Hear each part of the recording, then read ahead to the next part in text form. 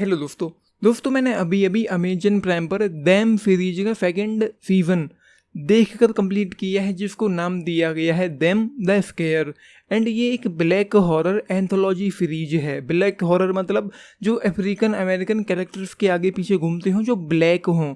And anthology मतलब season 1 से इसका कोई लेना देना नहीं है। सीजन 2 को देखने से पहले आपको सीजन 1 देखने की कोई भी ज़रूरत नहीं है। अभी अभी देख कर कंप्लीट किया है। टोटल 8 एपिसोड है, 5 घंटे 11 मिनट सीरीज की टोटल लेंथ है। एंड मैं कह सकता हूँ कि मुझे थोड़ा थोड़ा मज़ा आया इस शो को देखने में। लेकिन जो ऑसम चीज़ मुझे यहाँ पर लगी वो है रीव्स का कैरेक्टर, जो डिटेक्टिव यहाँ पर है उसकी भाई परफॉर्मेंस। शुरुआती 2 एपिसोड कुछ ऐसे थे जहाँ पर मुझे कुछ काफ़ी अच्छा सा लग रहा था। जिस कंडीशन में 2 बॉडीज मिलती हैं, पहले एपिसोड में पहली बॉडी मिलती है, दूसरे एपिसोड में दूसरी बॉडी मिलती है। एंड उसके बाद होमिसाइड का केस था, मतलब घर में किसी को मार दिया गया है एंड उसको जो मर्डरर है, जो कल्प्रेट है, उसको ढूंढना है, जो डिटेक्टिव है यहाँ पर उसको। उसके बाद जो बॉडी जिस कंडीशन में थी भाई साहब आप हिल जाओगे उसको देखकर। मतलब ऐसा नहीं है कि खून खराबा हो रहा हो या बहुत सारा खून लगा हो, नहीं था। बॉडी तोड़ मरोड़ कर बुरी तरह से बेंड करके उसको जिस कंडीशन में रखा गया था जहाँ पर वो थी, वो कुछ काफ़ी मतलब ऐसा मैं कह सकता हूँ कि डिस्टर्बिंग था, काफ़ी बुरा सा लग रहा था विजुअली भी। उसके बाद फर्स्ट एपिसोड के एंड में जो वो डिटेक्टिव यहाँ पर है रीव्स, वो खुद को उसी कंडीशन में रखने की कोशिश करती है कि उसने किस तरीके से बॉडी को वहाँ पर रखा होगा।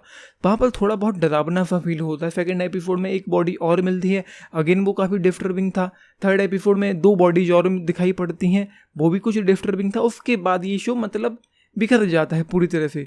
कुछ भी ऐसा नहीं था जो एक्साइटमेंट हो यहाँ पर, जिसमें इंटेंसिटी हो, आगे देखते रहने का मन करे या कुछ अच्छा हो। अंत के जो 2 एपिसोड थे जहाँ पर चीज़ें धीरे धीरे रिवील होने लगती हैं, पता चलने लगता है, पता लगने लगता है कि क्या हो रहा है, क्यों हो रहा है, कैसे हो रहा है, कौन कर रहा है, किस लिए कर रहा है एंड क्या कंडीशन यहाँ पर है।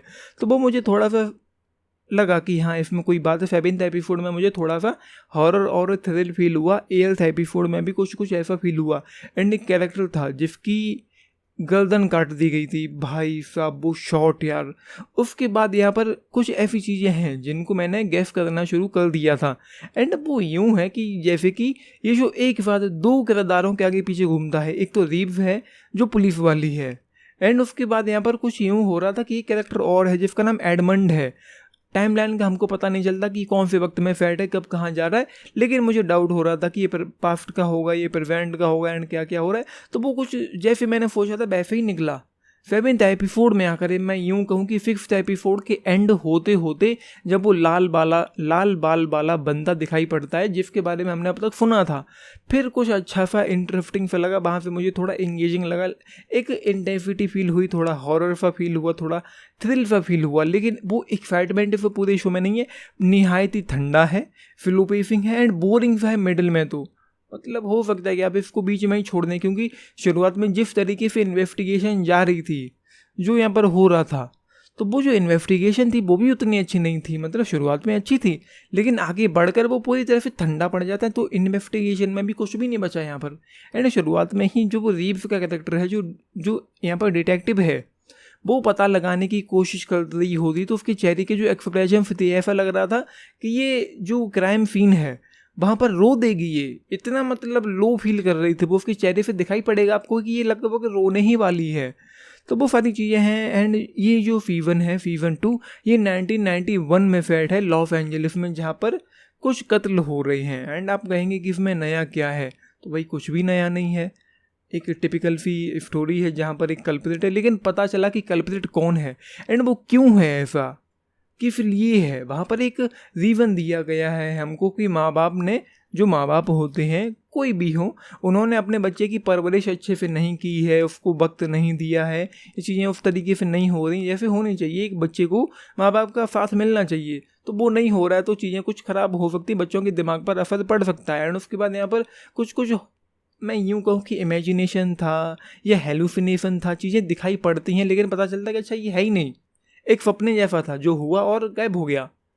तो वो कुछ यहाँ पर आपको देखने को मिलेगा। तो सबसे बड़ा रीज़न यहाँ पर वही दिया गया है कि पिता का, माँ बाप का, पेरेंट्स का पूरा अच्छे से परवरिश ना मिलना। एंड उसके बाद तो वो देख लेना क्या है, कैसे है, क्यों है। एंड ख़त्म होते होते भी मतलब क्लियर नहीं हो पाता कि अच्छा ये कैसे हो गया, या जो मैं स्पॉइलर देना नहीं चाहता हूँ, लेकिन जो किरदार है ही नहीं, प्रेजेंट की टाइमलाइन में एग्जिस्ट ही नहीं करता है, वो क्यों कर रहा है, एंड जिन लोगों को वो टारगेट कर रहा है उनका भी कोई सॉलिड या वैलिड रीज़न, या जो मैं यूँ कहूँ कि जस्टिफाई किया जा सके उसको कि अच्छा ऐसे हो सकता है कि उसकी खुन्नस थी, वो भी कुछ क्लियर नहीं हो पाता। तो बस जो चल रहा था तो ये है। बाकी एक्टिंग वगैरह मुझे अच्छी लगती है, चीज़ें कुछ कुछ समझ में आ गई थी मेरे लिए, कहीं ना कहीं पता चल गया था कि कौन सी कब की टाइमलाइन है, क्या है, कैसे है। तो ये मुझे यहाँ पर देखने को मिला है। जस्ट 3 स्टार इस शो के लिए कुछ भी नया नहीं है। एंड एक वक्त ऐसा भी था जब मुझे इसको देखते हुए ट्रू डिटेक्टिव वाली वाइब्स भी आ रही थी। एक ब्लैक लेडी है, पुलिस वाली है, जो पता लगाने की कोशिश कर रही है मर्डर हुआ है, क्या है, कैसी है, तो कुछ वो वाली वाइब्स भी आ रही थी। एंड हाँ, फैमिली के साथ नहीं देख पाओगे, थोड़ी बहुत वो वाली फिल्म्स भी यहाँ पर हैं, तो एडल्ट की कैटेगरी में फिर शो को रखा गया, लेकिन अमेजन ने इसको 16+ की कैटेगरी में रखा है, जिसमें शायद मैच्योर ऑडियंस यहाँ पर MA लिख कर आता है स्क्रीन पर ऊपर। लेकिन मुझे लगता है कि कुछ यहाँ पर इफेक्ट सीन्स हैं तो फैमिली के साथ नहीं देख पाओगे, क्योंकि अगर एक शॉट भी आ गया तो फिर आप नजरें चुराने लगोगे तो क्या ही मतलब है। फिर भी आपकी मर्जी है, देखना है देख लें। मैं कहूँगा कि स्किप कर देना चाहिए। मेरी नज़र में एक टाइम वेस्टिंग साबित हुआ है। 5 घंटे तक इसने मुझे कहीं ना कहीं दर्द ही दिया है, सर दर्द ही दिया है, हेडेक ही दिया है। फिर भी आपकी मर्जी है। शुरुआत और स्टार्ट और एंड थोड़ा इंटरेस्टिंग सा लग रहा था, कि कुछ लग रहा था कि कुछ बड़ा होगा, तगड़ा होगा, लेकिन नहीं हो पाता है। एक्टिंग वगैरह अच्छी है। 3 स्टार 5 इस शो के लिए 10 में से अगर आप लोग पूछें तो केवल 6 स्टार आउट ऑफ 10 इस शो के लिए। मुझे लगता है कि स्किप कर देना चाहिए, बाकी आपकी मर्जी है, देखा है लेके बताना। बाकी लाइक शेयर सब्सक्राइब भी करना चैनल को, वीडियो को। And this is Nitish, thank you.